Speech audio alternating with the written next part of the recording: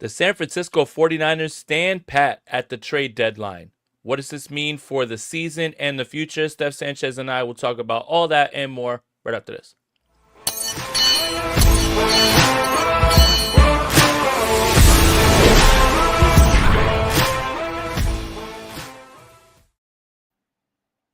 I'm Jason Aponte. That's Steph Sanchez. This is the Bully Ball Podcast on the Gold Standard Podcast Network, the only 49ers podcast that made it out of MetLife Stadium with both their ACLs.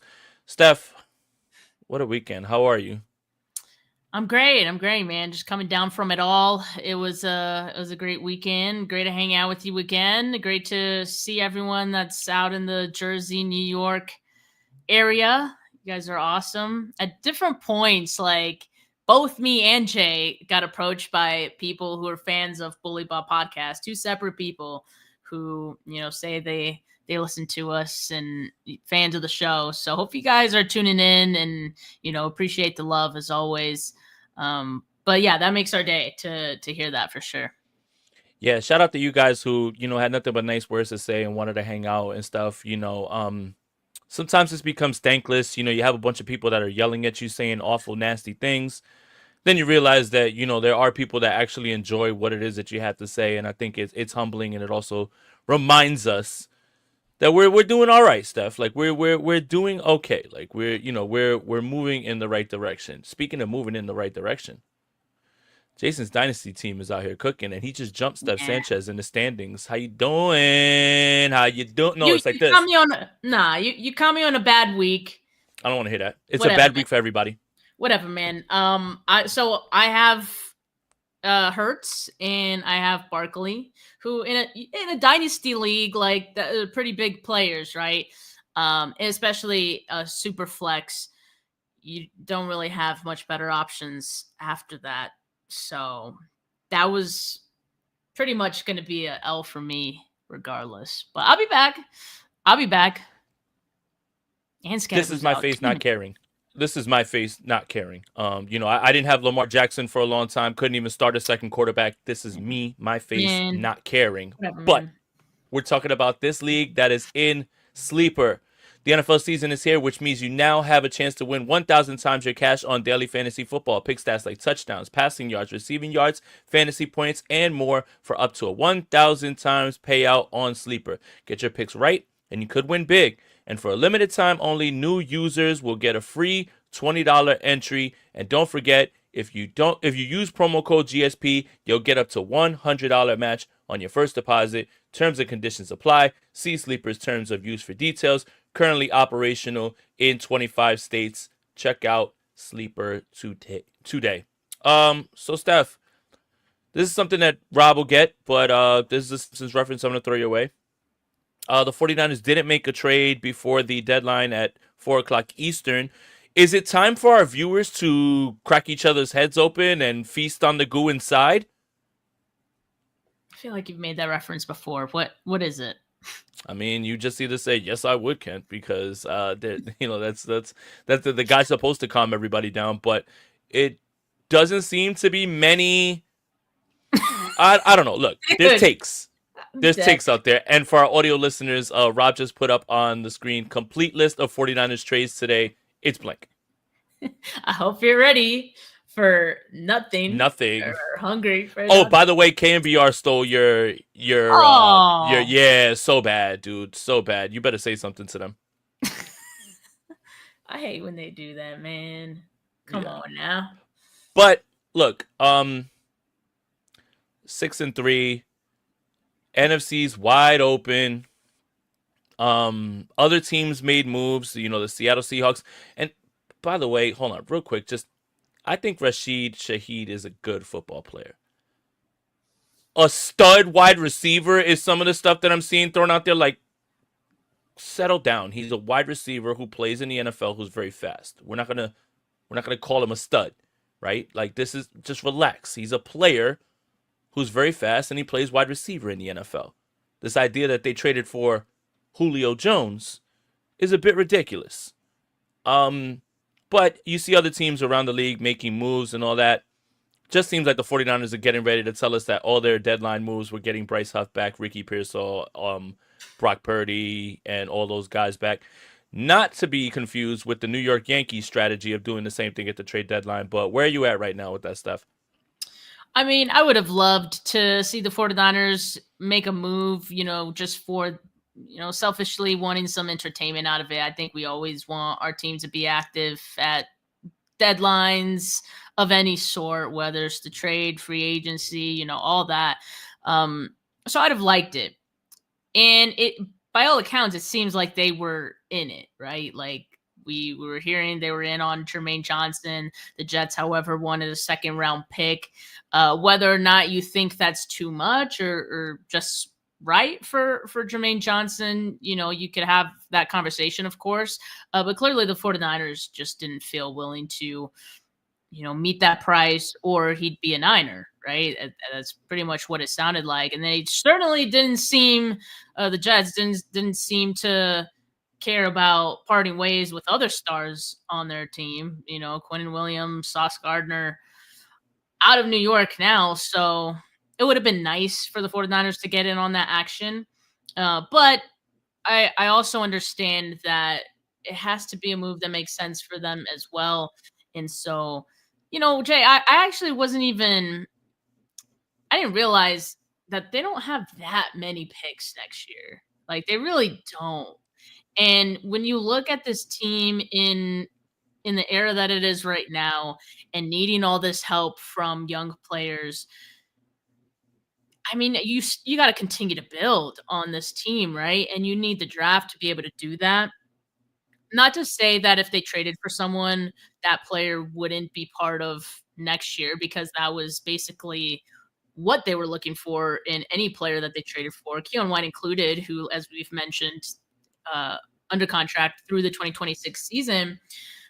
But I think if they draft someone if they traded for someone, they don't want to give up too much. So you got a first round, second round, third round, fourth round, and then, projected comp picks that haven't been awarded yet. And then a round 7 pick from the Patriots. That's it. That's really not too much. You don't have a fifth, you don't have a sixth. And so they're kind of strapped for draft picks right now. And so if they feel like they want to just continue building through the draft like they had, last season, and so far those picks are looking pretty good, then, I don't think I could fault them too much for their reasoning. So far, this team has surprised you with, the guys that they have. They're 6'3", so why not just keep it rolling and see what else you could do with what you have? Jason P says, how do you get tapped into all these East Coast Niners parties? I'm in the Newark Elizabeth area. Funny enough, Steph and I ended up in Elizabeth at Bamboleo's very late Saturday night. Oh, God, I'm still recovering from this weekend. Okay. Jermaine Johnson, Bradley Chubb, Arden Key. They're not making the 49ers a Super Bowl contender. The 49ers aren't close to winning a Super Bowl. Fred Warner and Nick Bosa are not here. Bradley Chubb, Jermaine Johnson aren't needle movers to the point that it changes the 49ers defense. They're just better at defensive line. Okay, so you want to operate under the assumption of, hey, anything can happen in the playoffs. Sure, anything can happen. But let's talk about anything can happen. Let's talk about it. So you trade a second-round pick for Jermaine Johnson. Jermaine Johnson is off of an Achilles injury. What's going to happen when Jermaine Johnson gets here, Steph? My Achilles is flared up, and then you've got him for 2 years. Now, I want to ask another question, and I know I'm probably asking something very silly, but it's something that everyone talks about. You want to fix this offensive line very badly, right? Right? That's what everybody wants to do, is fix this offensive line. Let's punt away the first and second round picks then, Let's just punt those away then. Let's just get rid of them for guys that are not going to make you a Super Bowl contender this year. Do you understand how the thought process falls short when you hear the names? This wasn't Trey Hendrickson. By the way, the Bengals didn't move him for anybody. This wasn't Myles Garrett. This was Jermaine Johnson, who I think is a fine football player, coming off an Achilles. Bradley Chubb, who tore his ACL last year. And now the season's cooked because you didn't want to trade for either of these guys. Well, I've got news for you. Neither of those guys were going to make the 49ers win a Super Bowl. Nick Bosa and Fred Warner are not walking through that door.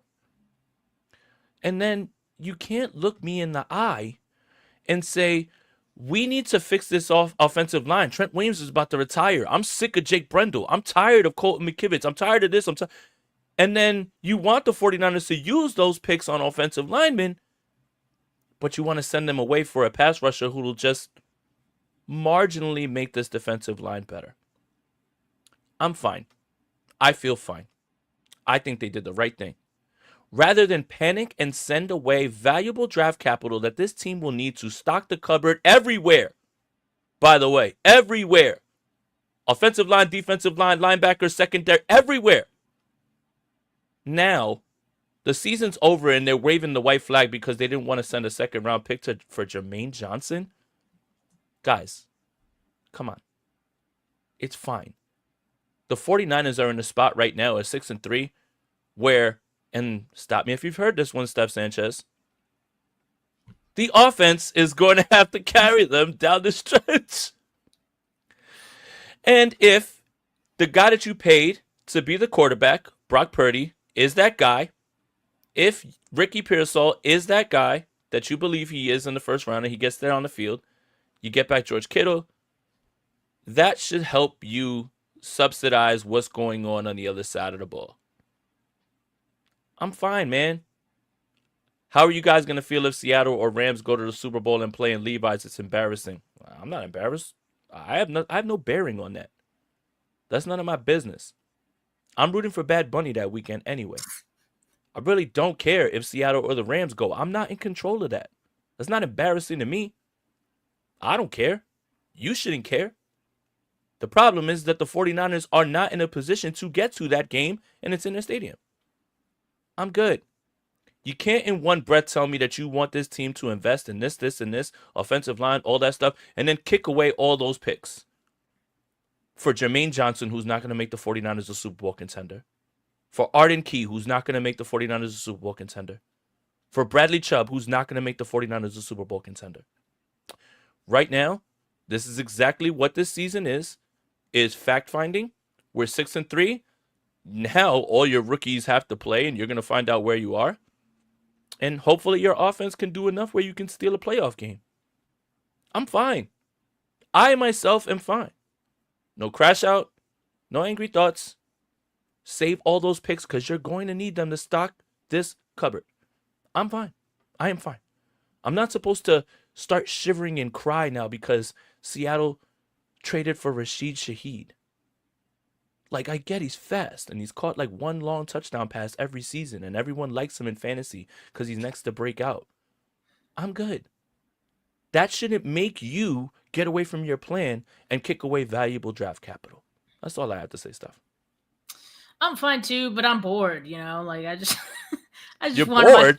I just wanted my Tuesday to be a little more exciting is all. But like to counter one point you made, I don't think I think you're right that no player that they would have traded for would have made them Super Bowl contenders.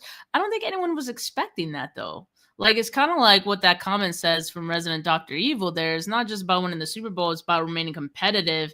And you have this position that you continue to, have injuries here and there. You lost another player out for the season, Michael Williams. And not just that, you're going into 2026 with two of your pass rushers, your defensive ends, coming off ACL tears. That's not really ideal. So if you could have gotten someone this year who could have helped you with that next year too, then you do that. But again, that doesn't mean Jermaine Johnson, was necessarily that right guy or that he was worth a second round pick. And it's not like they didn't look into it at all, people. Like they did. But two teams have to agree on the price. And ultimately it just felt like that didn't happen. They try to work it out even like in the final hour. I mean, if anyone who was like refreshing their Twitter feed, you guys saw that everyone kept saying the Jets aren't done. Jets aren't done. That was for Jermaine Johnson, and the 49ers were on the other end. It sounds like the Bears were as well, who also didn't get Jermaine Johnson. So I don't know, but it would have been nice. It would have been nice, but I understand why ultimately nothing happened. And I also understand why the 49ers would feel okay with the situation that they have being what it is, because they traded for Keion White. They picked up Clelin Ferrell. We got to see both of those guys for the first time on Sunday, and both of them did pretty well in their first game. So you got Bryce Huff coming back. Hopefully, fingers crossed for that. I mean, you can never be too sure. I'm gonna knock on some wood, because you can never be too sure with these injuries. Like, I don't want to get into the Jacob Cowan thing, but I just want to say that, or the Yetur Gross-Matos thing, where he was about to come back and then he reactivated. Those are your deadline acquisitions. Yetur Gross-Matos, Bryce Huff, Jacob Cowing, Brock Purdy, Ricky Pearsall. Those are your deadline acquisitions. So when John Lynch, whenever the next time he goes to speak at the podium, when he says these words, just take a shot for me. And KNBR Thursday morning, he's gonna say, well, we tried. We got these guys coming back, though. Yeah. Shout out our guy. Hell yeah. Yo, Nick is, man. He's something else, bro. Yo, this weekend. He had the Iron Man mask on. Dog, this weekend, man, Saturday was hard. It was really hard, man. The invasion in the city, Chapman's party, the party in Elizabeth. Man, for anybody who's an East Coaster, Jason P, you could relate to this. We took Steph to a chicken spot. We took her to Crown Fried Chicken. Anybody who's from up top, you already know what the vibes are or whatever. So we did everything. We tried to do it. So Nick says, what's up, guys? Thanks for supporting this weekend. I definitely wanted a player, but at the right price. Offense got to carry us for sure now, Jay. And yeah, that's what I think. Again, play keep away. You're going to have to score points. You're going to have to be in a little bit more shootouts, things like that. Your offense, this is what you paid Brock Purdy all this money for. You paid him this amount of money to get into shootouts at times and lift you. So now, whenever it is that he's ready to play, if he's ever ready to play, do it. Because what are you here for? So look, you can say what you want about them not like building for this year or whatever. Again, man, none of those guys are going to put the 49ers in the Super Bowl, I promise you. But, you do have to evaluate where you're going, right? You have to find out what's going on with Brock. Where is he? Is he going to be able to do these things for you? Where is Pearsall? So, you know what? Just go, So, do I believe Purdy plays this year? I hope so. I mean, that'll be back-to-back years in which he's missed, 8-10 games each season, and you're paying him. I hope so. So again, evaluate, move forward, but none of those players that Jermaine Johnson, you were on the phone, you and the Bears were on the phone. That's not a guy that's putting you in the Super Bowl. Just not. Sure, you can probably phrase it in tandem with Bryce Huff and Yetur Gross-Matos and all that stuff, but Yetur Gross-Matos got hurt again in practice. It's just, you just gotta lick your wounds and just move on. If you get to 10 wins, big win on the season. If you get 10 wins, especially with no Fred Warner, Nick Bosa, I guarantee you, if Fred Warner or Nick Bosa, either or, not both, just one, if one of those guys was healthy on defense, you would have seen the 49ers possibly, throw something up there a little bit more. But since they're not, they just held on to their picks, and I'm not mad at them. Got to roll with what you have, and you still got to feel good about what you have. Like I said, the way the defense looked on Sunday, it was an admirable performance. Got the job done against Jackson Dart, who we could see this kid is dynamic and very talented, and It felt like it was all 49ers, most of this game. You look at the final score, it's really not reflective to how it felt in this one. And, that's credit to the defense, what they were able to do. And it's credit to the offense, too, who were finally able to move the ball. We've been talking about the fact all season that this offense needs to carry this team. Are we finally at this point, though? Are we finally going to see that? Yeah, I think I think that's not even something crazy to ask either. Okay, Yes, you're back, man. Brock Purdy. We paid you a lot of money to lift.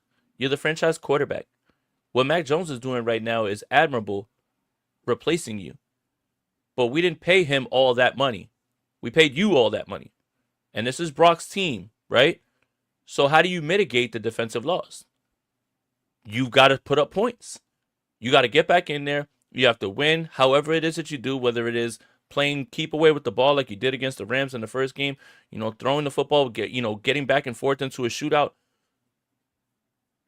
You got to find a way to get this done. Like, you have to win games, Brock, because that's what we paid you for. And I hate to say it's like as simple as that, but it is as simple as that. We didn't pay you to just say, hey, listen, if he's banged up, we got Mac Jones, so I feel good. Nah, you're paying him way too much for him to be banged up and not play and to be playing subpar. So I hate to turn this into a Brock thing, but I need this offense to start rolling whenever it is that he's back. So when is that going to be? Like, we don't even know. I don't even know. I don't even know. Kyle doesn't even know. Like, I don't know. I worry that we might not see Brock again this season. Like, legitimate concern for me. That would be super, super disappointing, because you could have let him play this season out without the contract. Yeah. That would be very disappointing, because then that would be back-to-back years in which you've shown that you cannot stay healthy the entire time. And now the money's yours now. So that would be very disappointing. Again, it's not I think it was easier to digest when he was the last pick in the draft. And I mean, he still was, but he's not being paid like the last pick in the draft. When he was making $1 million, $2 million, and it was all like found money. Yep. But you're making that bread now. And everybody that's paid higher up in that group, they're asked to mitigate the losses that you have to have on defense or on offense to pay you, right? Josh Allen is throwing to plumbers. Their defense is poor. But they count on Josh Allen because he's that guy. And I'm not trying to say that him and Purdy are in the same. But Josh Allen is the reason that they have a chance. They just beat the Kansas City Chiefs. So when you pay a quarterback and you pay him up high, it's supposed to be because, hey, our defense is a little banged up. Finish the job for us. Hey, you know what? Some of our guys are down. Lift the guys that are there. That's what that money constitutes. I'm sorry. I don't know how better to say it, but that's what you're going to have to do the rest of the season if you think that you have a chance at something. We'll still never say, hey, we don't think that we have a chance. I don't think that that's true. And I don't think they're waving the white flag. I just think they were, again, like, here's the other thing. Here's one more thing I'll say, Steph. How much you want to bet if the 49ers would have sent a second-round pick for Jermaine Johnson? Jermaine Johnson comes over here. He plays all right. But the Jets use that second-round pick on an offensive lineman, and then the talk is, I can't believe the Jets, they let this offensive lineman, like, you see how quickly all this stuff will spiral out of control? I'd rather you just, stick to your guns and just say that John Lynch can't draft, which I don't believe that's true either. But it would play itself out. It will play itself out that same exact way. Oh, with our pick, the Jets took this lineman, and he's really good. John Lynch is dumb for sending. Like, do you see how it writes itself? So this is why I'm not tripping about any of this, because there will always be one side of this, and it's probably going to be maybe me being the pessimistic side of it. Just like, bro, like, this is how it's going to play out. It is going to play out this way. You know it is, because that's what we always do when we trade picks away, is you look and see who they got, and you're just like, even Monday, right? Monday. Walter Nolan plays his first game. Everybody's like, I told you I wanted Walter Nolan, and look at him. You don't see the endless cycle of how this goes with draft picks and who you didn't draft and who you let somebody else draft. And you don't see how this exactly would have played out the same way if you would have sent a second-round pick for Jermaine Johnson. Like, Jermaine Johnson isn't moving the 49ers into special territory. I think he's a very good football player. But come on. Man, you actually watched that game? I mean, Well, I watched because I was, my fantasy league that I had to start Trey McBride, Gadsden, and Brock Bowers because I didn't have an extra quarterback. I put Brock Bowers as super flex. And he had Dak and somebody else. That last Dak interception won me my week by 0.15 points. But shout out to Brock Bowers, man. 43.3 points. Appreciate you, gang. A lot more coming his way. Oh, yeah. Jacoby Myers getting traded. Jacoby Myers is gone, right? Yeah. Well. You're sleeping on our king, Jack Bex, but that might, yeah. Tony says they should probably tell him to get the surgery, and that'll inflate max value in offseason trades. Go ahead, Steph. God. God, man. I don't know if Brock's gonna need surgery. I know Kyle was asked about it, and he said not to his knowledge, which doesn't make me feel better. Like any like update that Kyle gives doesn't really make anyone feel better. It doesn't move the needle. It doesn't move the needle. Nick with another super chat. Shout out you, man. He said the Niner curse of signing the player. This training staff has serious issues. Both Ricky and Brock should have been on IR, so it was definitely mishandled. So the IR thing is an interesting discussion because the 49ers have told us why they didn't put them on IR. For one, for Pearsall, that does feel like a mishandling because they did feel like that was going to be on the shorter end, like around 4 weeks. And remember, like every team only has 8 designations of return from IR that they can make for a season. So when it's that early in the year, you kind of want to ration those because the 49ers have been on the other end of the stick where they used a lot of them early in the season and then they were screwed towards the end and didn't have any more return designations. So this year they're trying to play it safe and thinking, oh, well, he'll probably be back within 4 weeks, except no, that didn't happen. But that seems to continue to point and reflect badly on what the hell's happening with the staff, like how they can't seem to gauge timelines, how I don't know if they're rushing guys back, but like guys who are rehabbing get re-aggravated again. Like I can't make sense of what's going on here, but this is one thing that absolutely needs to be addressed in the off season. Like I have had enough. And the same thing with Brock. Like you go into it and you feel like, it's kind of week to week, he'll be fine. Then he feels like he's fine and he plays in that Jags game only to make the injury worse. And we haven't seen him since. Like, that's the mishandling. I don't fault them for like their reasoning of not wanting to put them on IR. But now it's just ridiculous. Now it just looks stupid. But it looks stupid on the staff, the strength and conditioning, or whoever is in charge of timelines and all that. Like it looks really bad. And I know we have another super chat, but Jay, did you want to say something about that really quick? No, I think you hit the nail on the head. Imad Khan says this is how it goes for the 49ers. They got a quarterback to go to the Super Bowl and goes downhill for the quarterback. Example, Jimmy G. How does this keep happening to us, man? And then there's a quarterback who that when that guy gets hurt, there's a quarterback who like looks good in the meantime, and we're like, maybe we shouldn't have paid that guy. I think we're due to just do this for the rest of our lives. And I have a theory. Now. I have a theory. The football gods, when they gave us Joe and then Steve, I think the blood sacrifice was you're never gonna have that's it. That guy. Yeah, you're never gonna have a guy like that again because we gave him to you back to back. So that's just my theory.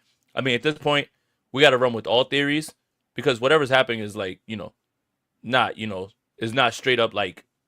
It's not down logic lane. So we got to start thinking outside the box. But I did want to return to a question that Rob posed to us at the bottom there of who comes back first, Pearsall Brock Purdy or Brandon Ayuk.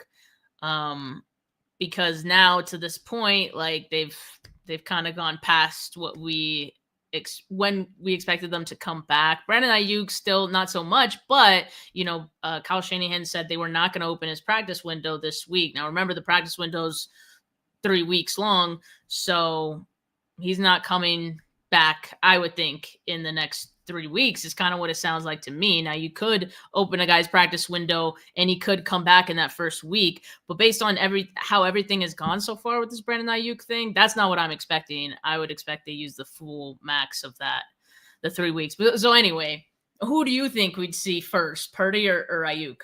Yes. Yes, you mean no? I would just say no. Listen to me.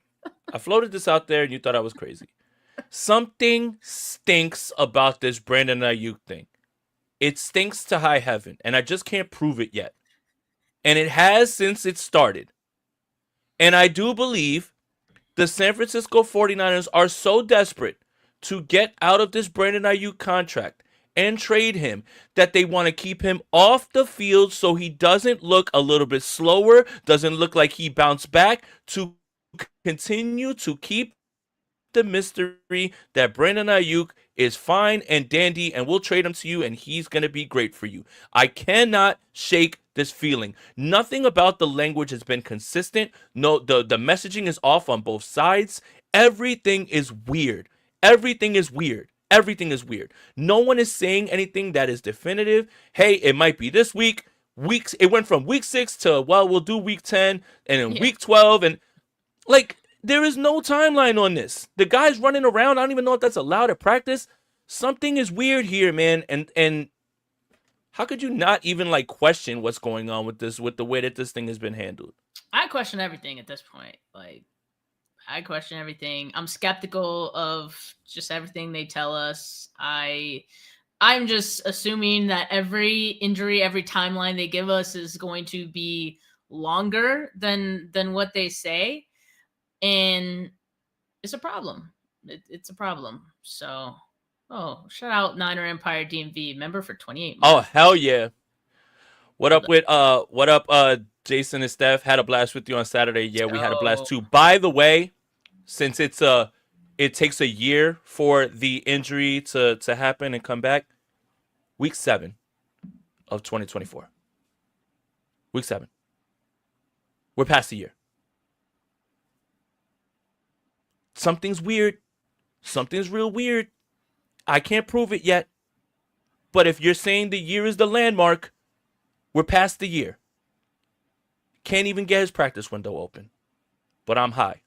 You got it, bud. Look, man, I don't know. Either way, what I need to see out of these two, who I need to see out of these two is Brock Purdy. Yeah. So...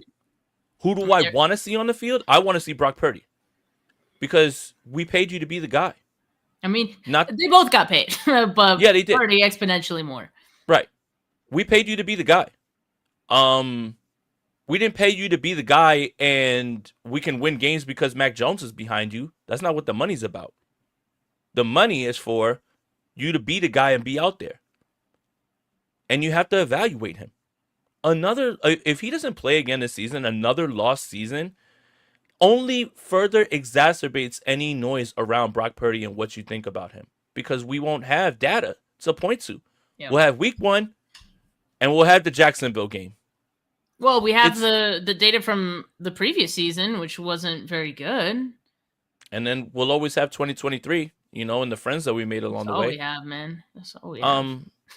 But he needs to play more than Brandon Ayuk. Yeah, he does. And that's who I need to see. Like with Brandon Ayuk, if he sits out the year, I'm good.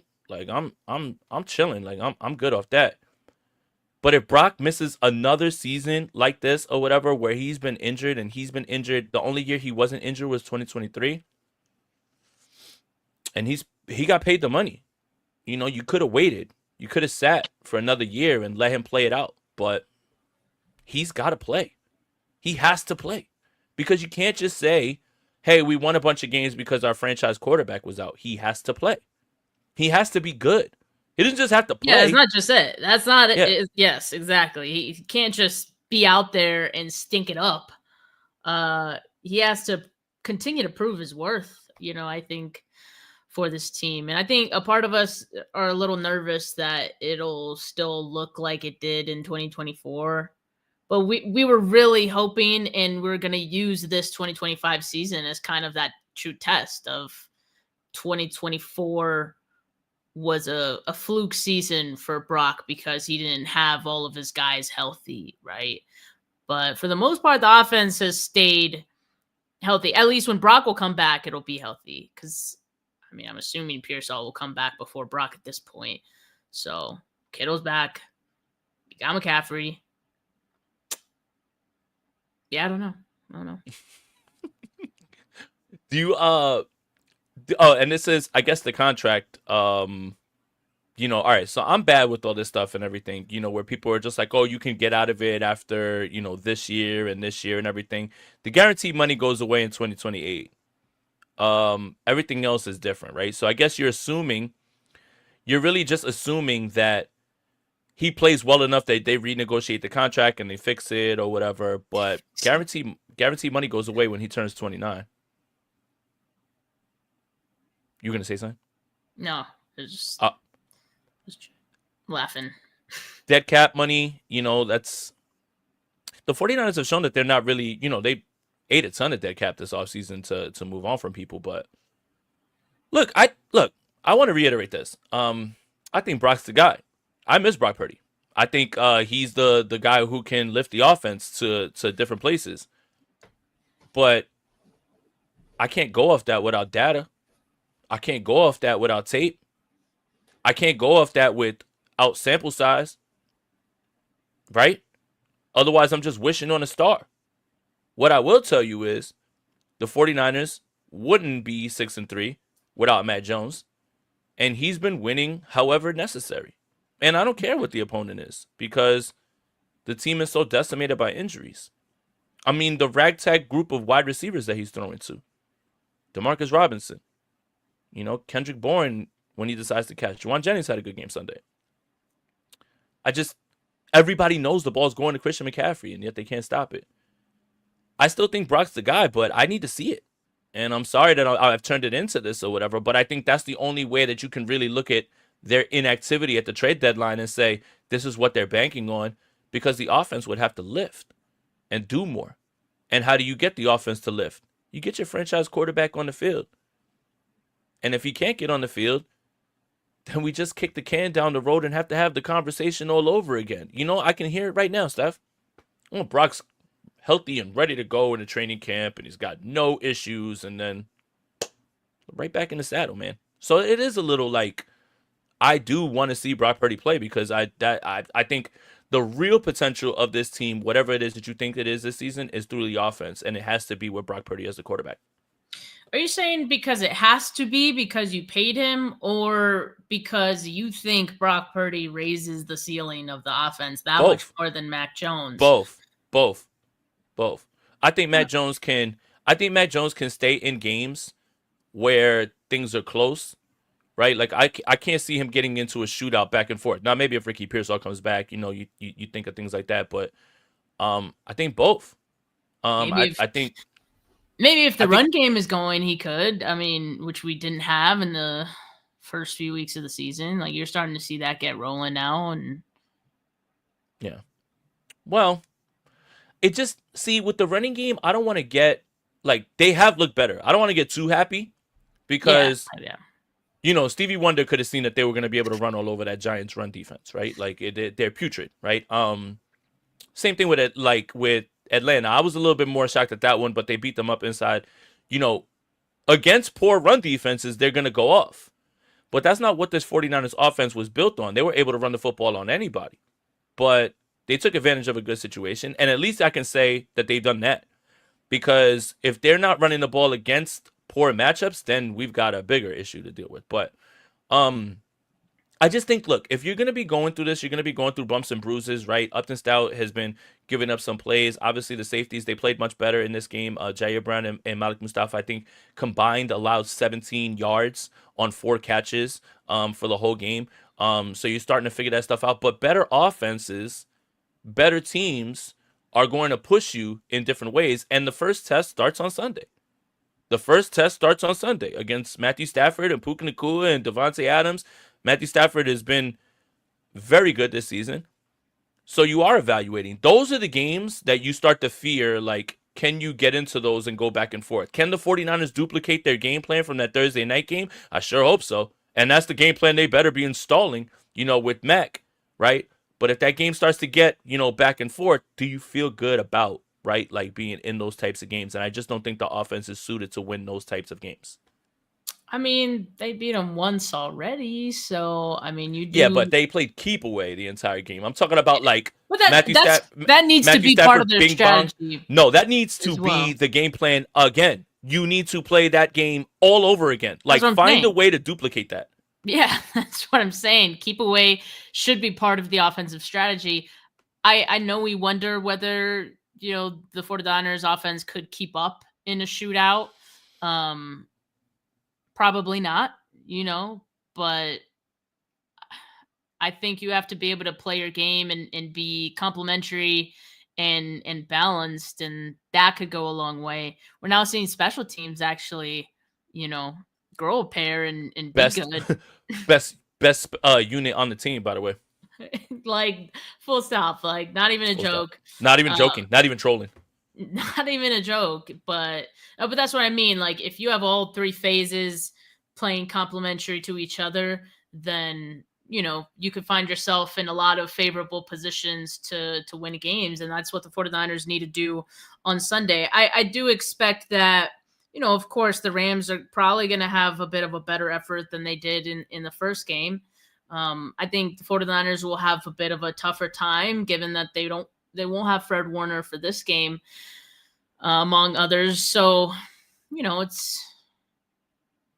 but they're going to roll with who they have, and yeah, we'll see. Nick is right. Nick is right, though. You could put the. Most definitely. Like Shanahan seems to coach better against McVay. Shanahan turns into the coach from The Waterboy, and on the other side, he sees like a dog or a baby, and he's drafting up the plays and everything. No, what I will say about that is, it's what will always keep me like no 49ers Rams game. Again, I talked about this. Hasn't been it. There's no blowouts on the Rams or the 49ers. Either the 49ers win, blow them out, or the Rams barely win. That's it. That's just how it goes. Like, the Rams have never blown out the 49ers during the Shanahan and Kyle, time, like after 2019. So the familiarity, that part is like all there. And look, it is what it is. Like, if you look through the rosters, you're gonna start to talk yourself into the place you were that Thursday night football game. Right. But I still have a hard time looking at this team, depending on who's back, depending on who plays. I still have a hard time looking at this 49ers team and not being able to keep it close. Now, Fred Warner played in that game. That helps. So yeah, it's just Tatum Batoon has been really good, though. I really, really, really, really want to highlight that. And I thought I was being a little, I guess, overly optimistic when I broke down the Tampa Bay film and I put that video together. But man, he's been so good. That's why Nick Martin's not going to see the field. Batoon is your Mike starter. Winters is your Sam and Will. Where does Nick Martin play? He doesn't play Mike. He's not taking Winter's spot. It's a good thing. So I'm not saying that Batoon is better than Warner or like is filling in, but he's doing a great job, man. He is doing a great job. But yes, Fred is the better defender of the middle of the field, and that helps a lot. But even in that game, the 49ers gave up 30 something? In that game, 30, 31. It was nice scoring. Yeah, so and remember, that all happened later on in the game. That game started early. The 49ers were up 14-0. They had held the ball for so long. But when Stafford starts to hit and hit and hit, and he starts to roll, that's when it starts to get a little afraid. So, but he's look, dangerous. Sure. No, I mean he's really good. He's a really, really good quarterback. And I also want to let people know, Puka Nacua played in that game. So did Devontae Adams. So did Kyren Williams. Like, the 49ers weren't facing a depleted Rams team. Like, Rob Havenstein wasn't in that game, but he's not good, so it doesn't matter. Let him play. So, let him play at right tackle. Like, if you want to use that and say, oh, our right tackle's back, he's not good anyway, so it doesn't really matter. But yeah, it's going to be tough either way, but that's how those games go. Either the 49ers win, either the 49ers blow them out, or the Rams barely win. That's the only three ways that these games go with McVay and Shanahan. And I'm excited to find out where this defense is, because I don't feel like I learned too much against the New York Giants. I feel like I like you beating the New York Giants doesn't scream to me defense, we're back. That just means you did what you were supposed to do. Now, if you're talking about playoff teams, that's a playoff team over there. Mm-hmm. Now we have to properly evaluate you and see where you're at in that way, in the same way that we felt about Tampa Bay, right? Like teams that are in that playoff part, we've got to figure that out. Yeah, I mean it's going to be a big test for sure for this team, and obviously huge implications for not just the NFC West but the whole NFC picture. I mean, since the first few weeks of the season where we got all of the NFC West games done pretty early, you know, the Seahawks and the Rams have gained a lot of ground on the 49ers. And, you know, we still feel good about where the 49ers are at being 6-3, but you look at these rosters and you compare the two and you just know the 49ers are, you know, not in a spot to compete. But we also talk about the familiarity when you play division games. I mean, anything could happen. And we saw a lot of upsets last week, some within division, some within conference. And so you can never take any game lightly, but that goes for the Rams too. I mean, they can't just assume they're going to beat the Niners this time around just because they've been playing better. But yeah, I mean, I think it will be a bit of a heat check, I think, for the Niners, and hopefully Kyle does coach his ass off, man. You definitely going to need it. Yeah, 100%. And it's funny because, you know, the thing that I'm going to be looking at in this game is I feel so much better about Renardo Green these last few weeks. And I know I just talked about I just talked about like how it's the Giants and they don't have receivers, but this is 3 straight weeks in which he's given up like less than like 17 yards in coverage, man. After being picked on, he's been very, very good, man. So very interested to see where he lines up with Davante Adams. I feel like in that Thursday Night Football game, Davante Adams was open, but Stafford and him weren't connecting, and he was like overthrowing him a little bit, or they just weren't on the same page. Very interested to see how this goes because of the way that they move Puka Nacua around. You know, you just want to see where Renardo Green is, because I do think he'll probably see Davante Adams more than he will anybody else, unless that's the entire game plan is to send, you know, Puka to his side. Stout too. I thought Stout had a really good game on Sunday, and he was tested quite a bit the last time that these two teams played, and so I expect that the Rams are going to try to go at him again, and hopefully it's a better performance for Stout, better than it was in week 5, I think is when they played. So hopefully he's learning along the way. But I like what I saw from him, both from coverage and also the run defense standpoint. Thought it was great. You know, and people asking like, how's the run defense going to look without Mykel Williams? Well, we got Mykel Williams at home. His name is Clelin Ferrell. I mean, isn't the whole idea of him just setting the edge? Right? Like that's all they ever say about him, like on run defense, even though he almost killed Jackson Dart, man alive. But you know, I think run defense wise, the 49ers have actually been pretty good. You know, you know, they've kind of bottled everybody else up. So I mean, the thing is that, you know, the Rams run a lot of duo, which is inside, and you know, those defensive tackles, are you gonna get blown off the ball? Are you gonna get pushed around? Like that's where you've got to have those guys. Like, look, man, if you're not gonna trade for defensive linemen, CJ West better not be inactive for another game the rest of the season. Full stop. Stop. Has anyone asked Kyle about that? Like why he's been, or Salah, why he's been inactive 2 weeks in a row? The team is running out guy after guy that you're like, oh, you know, I kind of remember this guy, but CJ West is a healthy or I don't know if he's a healthy inactive, but he's inactive. Come on, man. He's got to play. If his hand is in the club, he can play. But him, Alfred Collins, you got to be there. Jordan Elliott, run stuffer, he's got to be those guys. And then hopefully Keon White, you know, gets a chance as pass rushing. But you just don't want to see the 49ers having the blitz because Stafford's so good at pre-diagnosing it and throwing into it and getting the ball out. So it's going to be really interesting. I think the game plan's there, you know, from that Thursday night game, but duplicating it again, you know, I think the Rams are not going to allow a lot of those underneath throws. Depends on who plays. You know, we could get a report tomorrow that Brock Purdy might be on pace to play on Sunday. We could get a report that both of his legs are going to be sheared off at the hips. Like, I mean, one of those two things is probably going to happen. So, well, we'll definitely probably get the former of like them acting like it's optimistic he has a chance to play for the gamemanship aspect of it. Like they love that. They've been milking that for a few weeks. which is why we keep thinking that Brock's close to coming back, and then he's actually not. The team really knows that probably he's not, but they keep making it seem like he might. I would expect that this week, just so the Rams have to prepare for both, but no. So, all right, and this is we got 10 minutes left. We can keep talking about the quarterbacks. I want to ask you, what are the main differences between Brock Purdy and Mac Jones, besides the fact that Brock can run? I mean, to me, that is kind of the biggest difference, but also I feel like Mac's getting the ball out just a lot quicker, so more decisive. And that may be just by design, like, again, him just knowing that he's not mobile, just wanted to get the ball out quick to a guy. Whereas, Brock, at least in the last couple years, ever since 2023, man, like, Brock will look to find the best play that he could find, and sometimes it's just not there. So that's why sometimes he has to scramble out, and sometimes Brock does scramble out of clean pockets as well. Let's not forget that. And so I feel like, in a way, sometimes Brock could make his life a little more difficult or make things look harder than they need to be.